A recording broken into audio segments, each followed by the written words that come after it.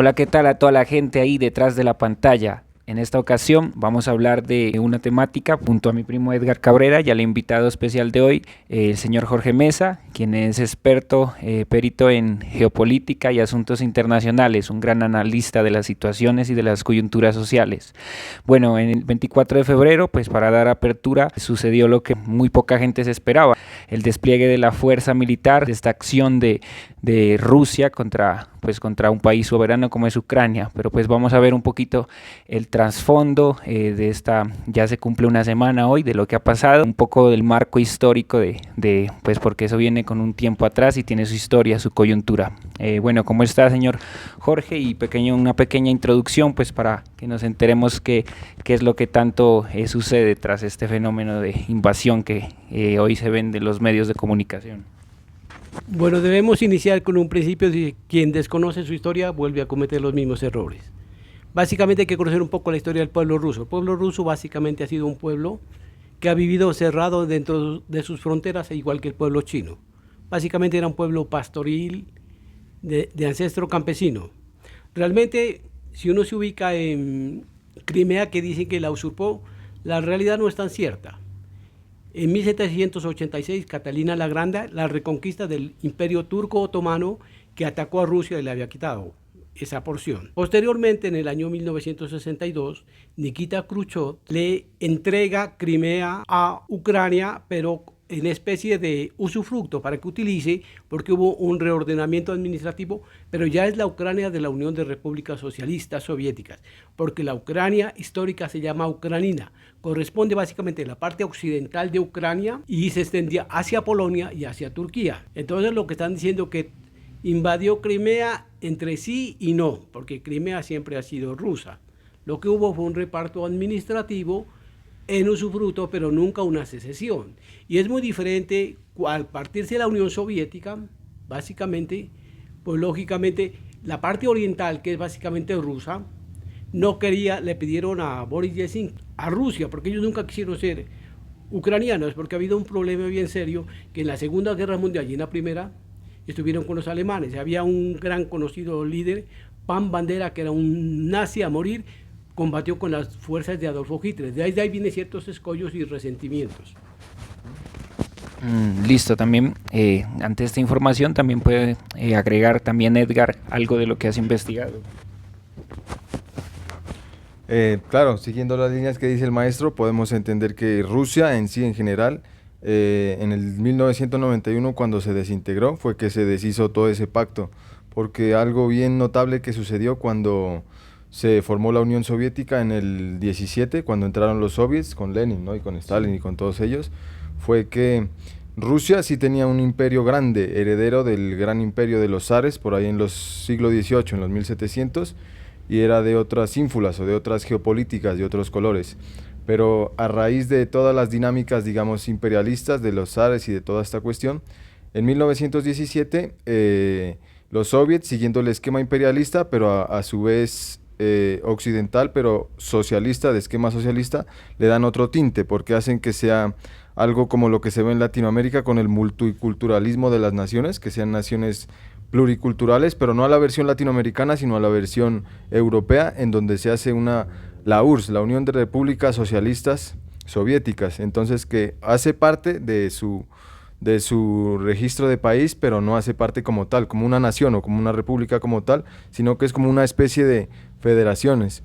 Y también siguiendo las líneas del maestro, debemos entender que Rusia antes del año 1000, todos estos pueblos que estaban por esta línea de Rusia, más o menos la Rusia occidental, no tanto las estepas de Siberia y por Mongolia y por los lados de China o por los lados más asiáticos, sino la Rusia clásica, la que ha tenido más poder hegemónico, era la Rusia eslava, digamos, o los pueblos herederos del paganismo eslavo, que eran pueblos más o menos que tenían contacto con lo que dice el maestro, con el pueblo otomano, con los pueblos turcos, pero a su vez tenían más magnificencia o más fuerza con los pueblos vikingos o los pueblos de corte europeo, digamos, Bielorrusia, Polonia, Letonia, Rumania, y todos estos pueblos que hacían, hablaban la misma lengua y entonces se puede decir que todas estas particiones son unas partituras modernas, digamos, o unos esquemas modernos en donde ya se alinea lo que es la política exterior internacional y el modo de vida occidental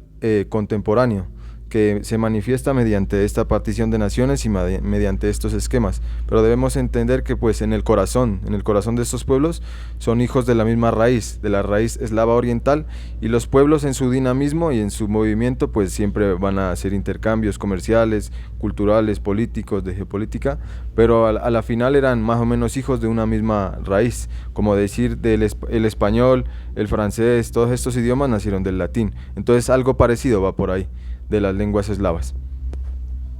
Bueno, y ante estos datos interesantes, también pues me surge, pues debido a esto pues que ellos nos comentan, vemos que muchas, pues según lo que he podido investigar, también muchos autores, escritores, se los considera rusos a lo largo de la historia, han nacido específicamente en terreno ucraniano. Entonces es un conflicto, pues como dices, mencionan, muy poblacional, que tiene que ver pues con raíces, arraigo y conflicto de interés. Bueno, entonces surge también unas preguntas, unos interrogantes referente a posicionarnos un poco más actualmente en el tiempo, ¿no? Porque pues vemos siempre una versión de las cosas y siempre pues hay que escuchar la otra versión, ¿no? Para no quedarnos ante esa censura de los medios, ¿no? Bueno, me enteraba investigando también que hubo un golpe de estado, ¿no? En Donbass, en la región de Ucrania, aproximadamente en el año 2013, ¿no? Entonces, para que nos comente más o menos qué pasó, por qué sucedió y emergió ese golpe de estado en Ucrania, que hasta hoy en día pues ha desatado pues esta ya guerra entre dos países. Bueno, el golpe fue en el año 2014. En 2013 se inició las manifestaciones del Maidán, que se rebelan contra Víktor Yanukovych, que era el presidente prosoviético, porque él no quiso anexarse a Europa. Realmente quiso mantener, ante todo, las relaciones con la Federación Rusa. Se hace un movimiento de masa, se levanta, lógicamente infiltraron gente, y hay muchos serios datos en eso del ex embajador de Suecia, de Islandia, perdón, que llama por teléfono y capta la información y dice que ese movimiento estuvo infiltrado por grupos neonazis del partido Svoboda. Y hubo un poco de muertos, hubo gente infiltrada con armas y tumbaron al presidente Yanukovych y él huyó hacia la Unión Soviética. En ese momento, cuando sucede ese, Putin instantáneamente entra y toma Crimea. Porque básicamente el objetivo era cerrar a Rusia por el Mar Negro y por el Mar de Azov. Porque eso es definitivo, cerrado eso prácticamente Rusia queda inutilizada. Y se levantan las provincias de Donbass, que es la región de Lugansk y Donetsk. Y comienza y se infiltra una guerra civil. Pues Rusia, mucho se dice, y yo sí creo que pues lógicamente apoyó a los prorrusos, ¿no? De ahí comienza un conflicto que ha venido durante 8 años, ha habido cantidad de muertes, se calcula que son 14.000 muertos civiles y que han asesinado infinidad de rusos. Incluso hay una tendencia un poco nazi, porque se editó un decreto con Poroshenko, que fue el primer presidente elegido por elección, y se prohibió hablar el ruso, que eso fue letal y los pueblos se exacerbaron, se lanzaron más a un enfrentamiento total con la parte de Ucrania. Y la situación pues pasa a mayores. Yo pienso que, y tras todo eso, lógicamente estaba Estados Unidos, Inglaterra, países de Europa, que el objetivo es cerrar y cercar a Rusia. Listo. Bueno, ante estas palabras también, ¿qué piensas de este primer, digámoslo así, intento de Rusia no por recuperar su geografía, su espacio, sino de, digámoslo, en un acto también por demostrar su poder, su defensa, ¿no? O sea, no sé si también estas dos regiones que mencionaba el profesor, Donetsk y Lugansk, han estado pues 8 años invadidas, ¿no? De guerra, 14.000 muertos, y hay gente pues que le agradece, ¿no? Que intervenga Rusia, porque ya pues son muchos los abusos ucranianos, ¿no? No sé qué opinas al respecto de lo que sucede en Ucrania actualmente. Claro, una cosa, remarcando lo que dice el maestro, que hay que entender bien, es que, digamos, si se mira un mapa del siglo XIII o de esos siglos, digamos, empezando el milenio 1, se ve que Ucrania era parte más o menos del lado oriental, de lo que es Polonia, de lo que es Lituania, de lo que son todos estos países, más o menos por el lado báltico. Y si se mira un mapa, digamos, del siglo XVIII, de los siglos XIX, se ve que Ucrania es parte del imperio ruso. Entonces, si se mira un mapa del siglo XXI, del siglo XX, perdón, se ve que Ucrania es parte de la Unión Soviética. Entonces se ve que Ucrania siempre ha sido como una mina de tensiones, un campo estratégico de geopolíticas internacionales o de movimientos o de intereses o de codicias tanto nacionales como transnacionales, porque Ucrania siempre fue, digamos, el objetivo de, como tiene tan ricos suelos y también no tiene una, digamos, una dependencia energética propia, como lo digamos es aquí en Colombia, que el suelo nos da mucha riqueza, pero las corporaciones transnacionales son las que avisoran eso y se lanzan. En cambio, Ucrania, digamos, tiene la riqueza, digamos, en lo alimenticio, pero no en lo energético. No digamos en estas cuestiones que son las que las potencias escarban la tierra y son las que se tiran a por ello, pues, ¿no? Entonces vemos que es muy difícil la situación, digamos, para entender Ucrania y para mirarla, digamos, dualísticamente de quiénes son los buenos o quiénes son los malos, porque se podría decir que los buenos, digamos, por el lado imperial ruso, se diría que la madre Rusia o la patria rusa tiene que volver por lo suyo, pero de todas maneras detrás de ello hay muchos intereses. De todas maneras no tenemos que hacernos la vista gorda, que los imperios son algo, digamos, loable o notable, sino que los imperios tienen sus pros y sus contras, sus múltiples caras, en donde a la vez que hacen múltiples beneficios civiles, derechos humanos, bueno, tantas cuestiones sociales y políticas, a la vez carcomen mucho, digamos, las culturas locales propias. Entonces lo que la Unión Soviética hizo fue hacer un pacto, digamos, que esta federación tenga su individualidad, por decirlo así, su autonomía, pero a la vez era una autonomía invisible, porque en el papel era autónoma, pero en la realidad eran dependientes a los nuevos planes y a las nuevas directrices de la Unión Soviética. En el siglo XXI, que es cuando entra Vladimir Putin, pues es un hombre, ¿no?, macho alfa, y que todo este cuento de que él es el que va a volver a recomponer la Unión Soviética, pero de otra manera, digamos. Boris Yeltsin fue un presidente que no fue muy notable, digamos, en su geopolítica internacional, quien fue en el que en los 90 cogió el papel cuando la Unión Soviética se acabó. Él no, digamos, no tuvo la bellaquería o, digamos, o la garra, pues, para enfrentarse, digamos, a estos poderes geopolíticos que son la OTAN, y que la OTAN no es ni más ni menos que los intereses subyugados o subordinados a los intereses de la mano negra, digamos, de lo que es Estados Unidos.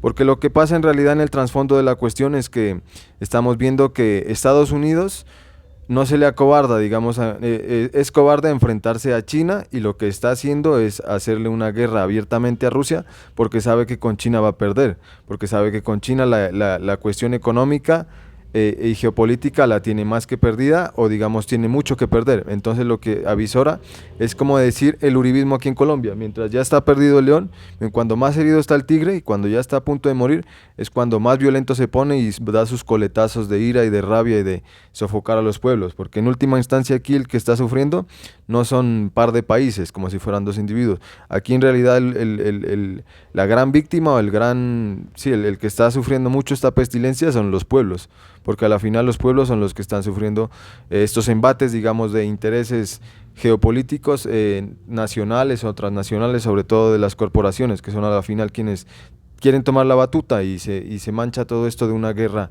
imperial y de todo esto, pero a la final vemos que se quiere revivir esa máscara oscura de la Guerra Fría, lo que fue la Guerra Fría, y se lo quiere otra vez dividir el mundo en dos y mirar el mundo así dualmente, los buenos contra los malos, y que Hollywood nos va a mostrar que Rambo va a ir a pelear contra esos comunistas, pero el mundo ya cambió. El mundo ahora no es unipolar, o no es solamente de una sola visión de ver las cosas, sino que el mundo es multipolar.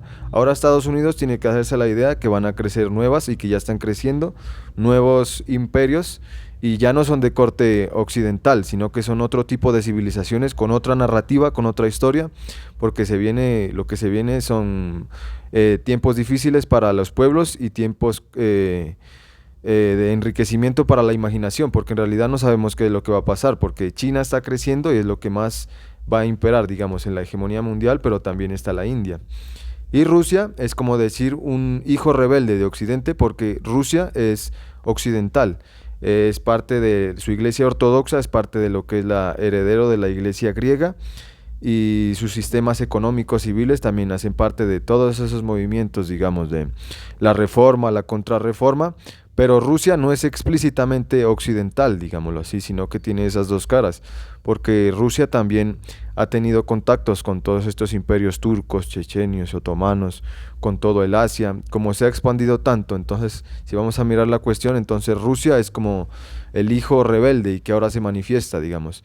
Y como esta civilización está tan decadente, vemos que ya salimos de un COVID y que salimos de una pandemia, y la guerra siempre ha estado ahí latente, los problemas siempre han estado. Ahorita actualmente China, Taiwán, Chechenia, Cisjordania, todo el Medio Oriente, toda la cuestión báltica, la guerra acá contra nuestros pueblos en Latinoamérica, la guerra no ha parado. O sea, se ve una moda como de internet, de que vamos a hablar de esto, de que hay Rusia y que tales, pero la Rusia en sí siempre, la guerra en sí siempre ha estado. La guerra en nuestro, digamos, contra el objetivo principal, que son los pueblos, siempre ha estado. Entonces, Ucrania, tampoco le podemos lavar las manos, porque hay mucho terrateniente, oligarca, y que son unos, digamos, también herederos de los banqueros, y también hay una corrupción, perdona la palabra, una corrupción. Allá en Ucrania es como acá, digamos, y entonces estos estados narco-nazi paramilitares lo que hacen es establecer, digamos, su hegemonía, y se hacen ver como las víctimas y a Rusia como los victimarios y viceversa, pero es un problema mucho más grande, que hay intereses económicos que el maestro ya los va a deslindar. Bueno, y retomando el panorama histórico para entender lo que nos toca en el presente, hablemos un poco de esa poderosa Rusia, lo que era antes, ¿no? Lo que era la Unión Soviética con Lenin y con Stalin. Entonces vamos a hablar un poco de por qué se formó, cuáles fueron las causas, las variantes que llegaron a formarla a partir de la Primera Guerra Mundial, y qué pasó en ese periodo de transición hasta 1991, cuando ya se oficializa, ¿no?, la separación de muchos países y estados, y la Unión Soviética pues ya política y diplomáticamente ya deja de funcionar. ¿Qué pasó en ese periodo? Bueno, el periodo es demasiado largo y extenso, ¿no? En el 1917 triunfa la revolución bolchevique. Después llega al poder José Stalin. Pues lógicamente él tenía una visión muy militarista y creó el fenómeno de la rusificación de las repúblicas de tendencia como árabesca, Azerbaiyán. Él comenzó y trasladó personas, a la gente la trasladó y cambió y llevó rusos a esas zonas, hizo lo que se llama rusificación, llevar personas de un lado a otro, de otro lado a otro, y como mezclar. Entonces prácticamente para perder su identidad, porque las repúblicas islámicas eran un problema. Lógicamente que eso es algo pues no muy bien visto, en esa época es entendible, pero también hay que entender que ese fenómeno está el problema del nazismo. Básicamente, muchos de ellos, por ejemplo, en Ucrania apoyaron a los nazis. Había otros sectores que pudieron tener afinidad con eso. Y el problema más serio que tuvo Rusia es que se dedicó mucho al militarismo. Creció demasiado el estamento militar, y como era una economía subsidiada, prácticamente muchas veces el trabajo no se lo hacía. El Estado tenía a la gente la tenía pues prácticamente asegurado su futuro. No tenían por qué preocuparse mucho y se excedieron en la vaina militar. Pero también hubo un poco desde afuera que quisieron desintegrar. Incluso el Papa Juan Pablo II mucho metió influencias para desestabilizar, hasta que llega un momento que eso era insostenible, porque tenía un poder militar grande, pero la industria no se había desarrollado. Era un país industrialmente poco desarrollado. Y llega Gorbachov, básicamente se da cuenta que empiezan a haber escasez de capitales, ya no fluía, y aparece lo que se llama básicamente la perestroika en el tiempo con Ronald Reagan. Llegan a acuerdos, cuando menos se dio cuenta se comenzaron a dividir. Vino la caída del muro de Berlín, después la caída del gobierno de Rumania, se cayó Rumania, después se independizó. De ahí prácticamente desbarata todo, Alemania Oriental cae Rumania, la Unión Soviética llega a una solución pacífica. Básicamente, ellos acuerdan retirar las tropas de los países bálticos, permiten la independencia de los pueblos que se formaron, porque la Federación Rusa es la Federación Rusa más 14 repúblicas. Las 14 repúblicas prácticamente se separaron, algunos quedaron con autonomía, otras quedaron completamente libres, no hubo ninguna presión militar ni nada, fue muy suave, muy diferente a lo de Rumania, que hubo muertos. Pero cuando se separan las repúblicas, hay un compromiso de Estados Unidos y de Occidente, básicamente de Europa, que ninguna de las ex repúblicas soviéticas podía formar parte de la OTAN y que la OTAN no podía extenderse hacia el oriente. Después, con el hijo de George Bush padre, George Walker Bush, él desconoce todos esos compromisos y comienza a extender la OTAN, que en ese entonces eran 12 países y ahora ya tenemos 30. Y ahí viene lo que Putin dice, que básicamente no han incumplido el tratado, que se comprometieron a no extender la OTAN más allá de lo estipulado, y viene porque Putin era vicepresidente de Boris Yeltsin. Dicen incluso que cuando cede Boris Yeltsin a Ucrania y extiende los límites hacia la parte de Donbass, toda esa región, él estaba borracho. Pues hay muchos, no se sabe a ciencia cierta, pero realmente es una vaina que no tiene mucha validez, porque un presidente no puede disponer de un país, decir, no, yo por allá hago estos límites, por aquí, por acá, no. Básicamente no tomó en cuenta a la población rusa oriental de Ucrania, que es un derecho que se llama el derecho jus soli, derecho de suelo, jus sanguis, derecho de sangre. Ellos son rusos, han vivido ahí, son de religión ortodoxa, siempre han pertenecido, quieren ser rusos, hicieron un referendo en el año 2014 en Donbass, que ganaron con el 84%, y en Lugansk con el 93%. Y eso hay un principio en derecho internacional que se llama autodeterminación de los pueblos. Sobre ese principio prácticamente se rige todo el derecho internacional. El jus soli, derecho de suelo, ellos son rusos, derecho de sangre, acción civilizadora, razón histórica, todos los cobija, pero básicamente Ucrania se compromete en el Tratado de Minsk a respetar la autonomía de las repúblicas que se proclamaron autoindependientes, pero nunca a la hora de la verdad jamás cumplió eso. Y eso ha sido una de las raíces graves del problema. Claro, siguiendo las líneas del maestro, vemos que la temática, el tema en cuestión es muy complejo. Vemos que no podemos tomar, digamos, parte de algún lado o ver dualísticamente esta cuestión de que, bueno, entonces Rusia están peleando contra los villanos, que sería este caso la OTAN, subordinados por Estados Unidos, y viceversa. Ucrania, digamos, está con su, digamos, cuestión nacional, peleando, digamos, contra, porque a la final, pues, Ucrania siempre ha sido, pues, un pasaje de muchos intereses, desde la época de, incluso de Genghis Khan, hasta la época de Putin, siempre ha sido un mapa, pues, de intereses de diferentes potencias. Entonces vemos que, por lo menos, digamos, por los lados de Crimea, que es donde tienen el puerto naval y la base nuclear, es algo que Putin no lo va a soltar. Este puerto de Crimea y esta base naval es heredero de la Unión Soviética. En las repúblicas soviéticas, no sé en qué año exactamente, el profe debe saber, por allá Nikita, o bueno, un funcionario de estos, fue el que impuso que Crimea se haga una base militar nuclear para que, pues, se le haga la contienda, digamos, a Estados Unidos. Y entonces, una vez que Ucrania se independiza, o se pseudo independiza de Rusia, y forma una nación propia, entonces se queda con este lugar, o sea, pertenece a más abajo de Kiev y más abajo de Donbass, porque el lado oriental norte es como más o menos el lado oriental pro-occidental, los que están más o menos ligados a, que quieren estar ligados a la Unión Europea y hacer pactos con la OTAN.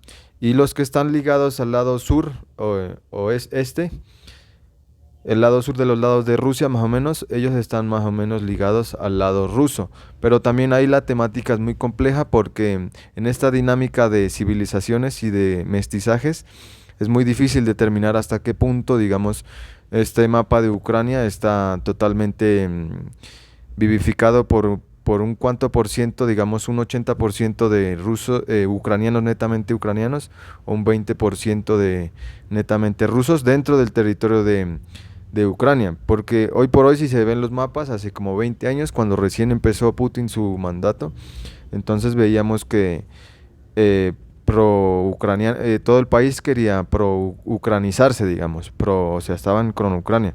10 años después, lo contrario. Y ahora están divididos, o sea, están pero no divididos un 50 y 50%, sino que hay muchos intereses y muchas problemáticas y muchas contradicciones dentro de ese suelo mismo, porque hay muchos intereses tanto transnacionales como locales. Entonces, sí es verdad que hay un buen porcentaje de rusos viviendo, o sea, de ucranianos que se sienten espiritual y culturalmente unidos a la República Rusa, pero también se sienten espiritual y colectivamente unidos a la República Ucrania. Entonces vemos que estos mapas o estas naciones contemporáneas modernas, las repúblicas mundiales, son, digamos, un espejismo de las naciones. No estoy diciendo que esté mal todos estos asaltos de la razón y todos estos logros civilizatorios, sino que son también para ponernos a pensar que las repúblicas, digamos, son como fantasmas que a veces no se carcomen, digamos, a sí mismos y empiezan a carcomer a los demás. Eso lo notamos demasiadamente pues aquí en Latinoamérica, donde los pueblos indígenas no reconocen, digamos, las fronteras. Digamos, los pueblos indígenas de la Amazonía no reconocen la frontera entre Brasil, Perú, Colombia, sino que es otra vaina. Los pueblos siderales se consideran ellos. En la Guainía, en la Guajira pasa lo mismo. Acá estos pueblos, digamos que tuvieron todas unas acometidas culturales en donde la religión cristiana de corte ortodoxa impuso una manera o una visión de ver las cosas, digamos, al paganismo eslavo, y se formaron estas naciones, impuso otra manera de ver las cosas. Entonces, siguiendo las líneas del maestro, o sea, Rusia también tiene sus múltiples caras y sus múltiples contradicciones. No la podemos ver o entender desde el punto de vista del poder o desde el punto de vista de los dirigentes o desde los militares, que vemos que el mundo se está tornando cada vez más corporativo, más poder cibernético, pero a la vez también, como en la época de los fascismos, más poder militar. O sea, ahorita los guerreros, digamos, otra vez quieren salir a pelear para ir por el interés de sus jefecitos, pues, y sus jefecitos son ya no sus presidentes, sino los intereses megacorporativos que hay detrás. Entonces, lo que hay detrás a la final es la guerra colonial. A la final, la expansión de América todavía ha seguido el curso. A la final todavía quieren seguir sacando el oro. A la final están con la excusa de que van a crear naciones productivas y que van a crear naciones que se basen y que crezcan y se desarrollen a través del conocimiento y la productividad, pero esa es una gran falacia. A la vez que quieren hacer eso, también quieren seguir saqueando el suelo. Y entonces lo que hay ahí es intereses detrás de todo ello, de que ya nos va a hablar el maestro, es de estas economías planetarias que lo que quieren es apoderarse de la Tierra y de la vida toda, en total como tal. Entonces en este mapa, en esta cuestión tan compleja, vemos que Ucrania siempre ha sido un mundo multiforme, no la podemos entender como toda, así como toda ella, así ella solita y como un país unitariamente, porque Ucrania está unida con lazos, como ya lo dije, espiritual, culturalmente y sensitivamente con Rusia, pero tanto con el mundo europeo, pero también tiene conexiones también con el mundo oriental, con el mundo otomano, y esos ecos todavía quedan ahí y resucitan, digamos, esos fantasmas del pasado o esas riquezas, digamos, esas huacas, digamos, del pasado, para bien o para mal. Entonces vemos que la geopolítica internacional está fragmentada, porque los dos problemas que ahorita, después de que pasó el COVID, más tenaces, digamos, son la pelea eterna, digamos, de Estados Unidos por quererse volver la Roma moderna, pero que ya se le está cayendo su imperio. Finalmente, una de las temáticas que escandaliza y a veces pone un poco atemorizada a la gente es si realmente ya estamos en la Tercera Guerra Mundial o si solo es una guerra que va a involucrar a los países directamente, a estos dos países o tres o más.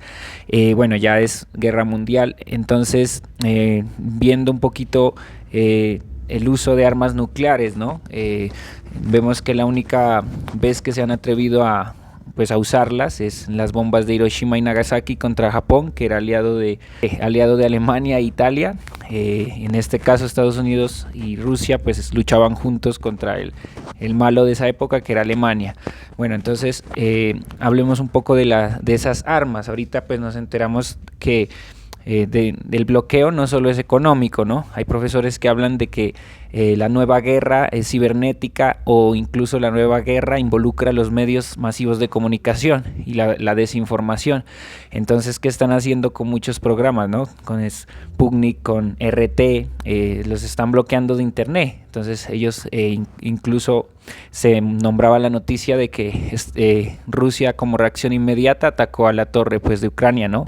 Y Elon Musk pues el jefe de Space les dotó internet gratuito a toda Ucrania, ¿no? Como parte de la guerra. O sea que ya estamos en una guerra que involucra no solo a las armas bélicas, pero sí nos atemoriza las armas nucleares, ¿no? Porque ya si vemos el uso y la evolución de estas bombas, ya hoy en día son mucho más potentes, exacerbadas, más de 20 veces de lo que fueron en esa época, y en esa época dejaron más de 120.000 muertos, y los efectos de radiación pues involucraron a más de 200.000 personas, enfermedades, o sea que sería catastrófico que se atrevieran a usar armas nucleares. Rusia dice que ante esta discriminación, porque ya Rusia ni siquiera va a ir al mundial, están sancionando a todo pues el que tenga nacionalidad rusa, o sea eso es un clara xenofobia y una guerra pues poblacional, o sea es otro tipo de guerra. Entonces Putin advierte que va a usar las armas de disuasión por esa sanción y por todo pues lo que involucra a deportistas y a personajes rusos. Entonces, ¿qué serán esas armas de disuasión? Si serán la pregunta es, ¿serán las armas nucleares o serán otro tipo de armas o el infortunio o la incertidumbre de no saber qué va a pasar en el futuro? Entonces, ¿cuál crees que según los hechos, más o menos cómo ves el pronóstico o qué esperas? O también uno esperaría que se conversen a sentar, a dialogar en los tratados de Minsk, a hacer la paz. Entonces, cómo ves que puede pasar ya en estos días, o que puede extenderse la guerra, puede haber otra guerra fría, o simplemente pueden firmar unos acuerdos, o cuál es tu visión del panorama? Yo creo que siguiendo a un maestro, un francés, que decía que la historia no debemos verla momentáneamente y no debemos verla actualísticamente según los hechos que vayan pasando, sino de largo alcance o de largo, ¿no? De larga vía, de larga historia, digamos. Y entonces lo que está pasando es que entramos en otra época a raíz del COVID y a raíz de... O sea, es que hay una cosa que dejarla claro, que se dice que la Tercera Guerra Mundial está a punto de empezar. Eso es una gran mentira. La Tercera Guerra Mundial ya empezó hace ratos y se estaba dando en los países orientales, se estaba dando en las múltiples contiendas internacionales en donde se estaba gestando, en los múltiples dramas de damnificados y de inmigrantes y de tantas cuestiones y tantas problemáticas y tantos dramas sociales. La Tercera Guerra Mundial empezó hace rato. Se puede decir que a partir de la caída de las dos Torres Gemelas, o a partir de la disolución de la Unión Soviética, o a partir de, bueno, tantos problemas orientales, o de tantos,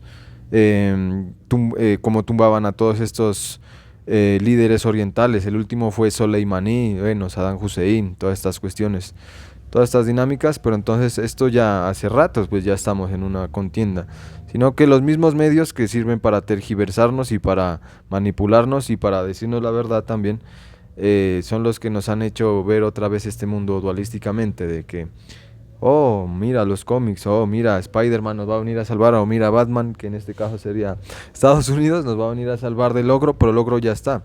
Y el ogro muchas veces puede estar dentro de nuestro país y no tenemos que verlo como una potencia hegemónica del primer mundo, sino que en el tercer mundo ya estamos ya con ese virus, digamos.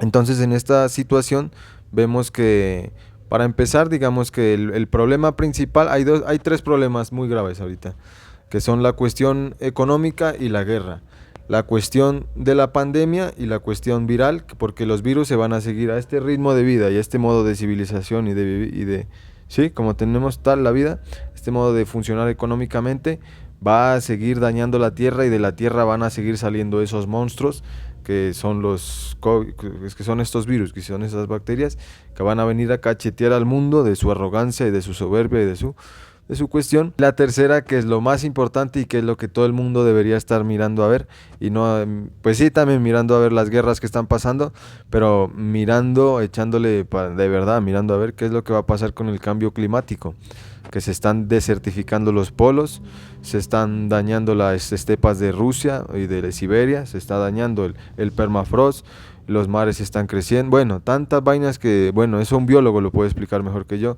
pero el cambio climático es veraz y el mundo se está volviendo mierda a través de todos estos conflictos tan chichipatos que han existido a lo largo de la historia contemporánea de la modernidad.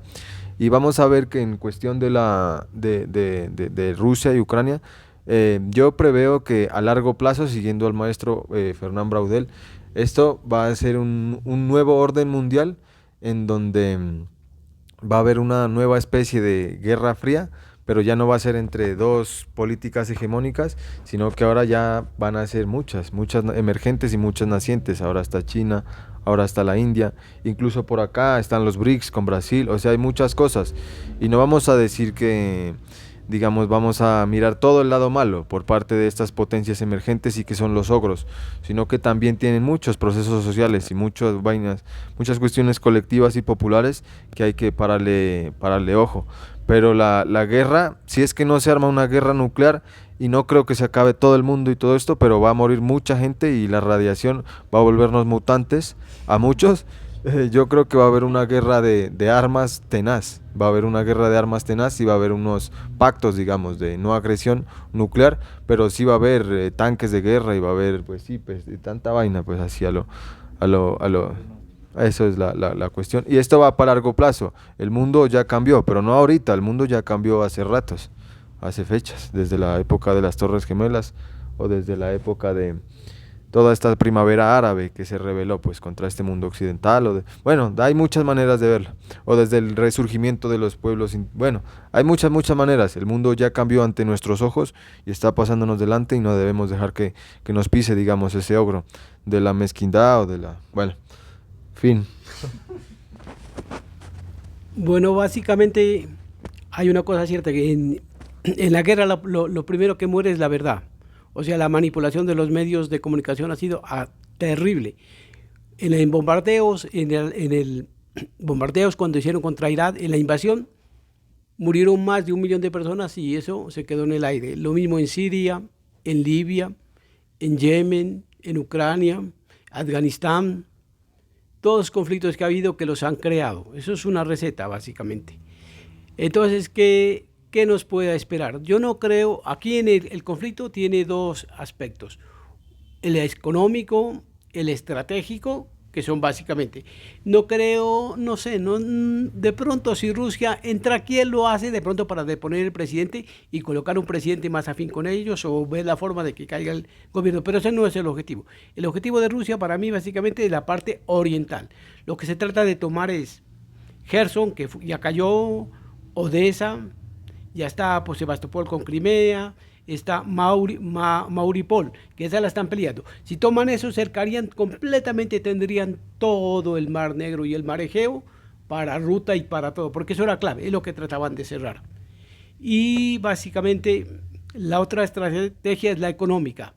Pensaron que a Rusia le iban a quebrar, no, ellos tenían un proyecto porque ya lo sabían, ese proyecto lo vieron trabajando mucho tiempo con China, cómo quitar la hegemonía del dólar y cómo evitar las sanciones y cómo crear un sistema nuevo de pago, porque Estados Unidos en el sistema SWIFT cobra 1.20 por cada 100 pesos de transacción. ¿Cómo que un país va a tener el derecho de manejar todas las transacciones bancarias del mundo? Eso es algo básicamente ilógico. En segundo lugar, en Ucrania había mucho grupo nazi como C-14, el batallón de Azov, la fuerza el sector de derecha, que básicamente es un grupo neonazi.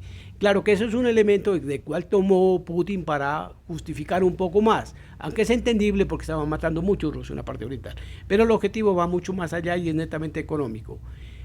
Básicamente, el que más perjudicado de todo este conflicto va a ser Europa. Estados Unidos va a tener un problema seriosísimo y nos vamos a enfrentar a una nueva forma, tal vez económica, que es una criptomoneda respaldada con oro, que esa es la que la van a promocionar, parece. Todo indica hacia allá. y China y Rusia van a tener un sistema bancario independiente, y básicamente si Europa quiere comprar gas de Rusia, tiene que pagarle ya en yuanes o utilizar los sistemas nuevos, no van a aceptar el SWIFT. Entonces básicamente Estados Unidos básicamente entró en una situación que nunca la preveyó. Fueron muy arrogantes, pensaron que siempre iban a manejar el dólar, que siempre iban a usar su sistema SWIFT, que siempre iban a someterse a sus normas bancarias, y la verdad no es esa. Ahora el temor de una tercera guerra mundial pues puede darse, no lo descarto, pero no lo veré por el lado de Chile y Rusia, lo veré de pronto por Estados Unidos. En un momento de desesperación, ellos optan por una política que dice, o nosotros o el infierno, vayan a desatar un conflicto. Entonces, al final llegamos a una cosa, que las guerras se sabe cómo empiezan, nunca cómo terminan. Y la única guerra que se gana es la que no se hace. Gracias por sus palabras, gracias a la gente que miró el video y esperemos un próximo encuentro para nuevos temas de interés.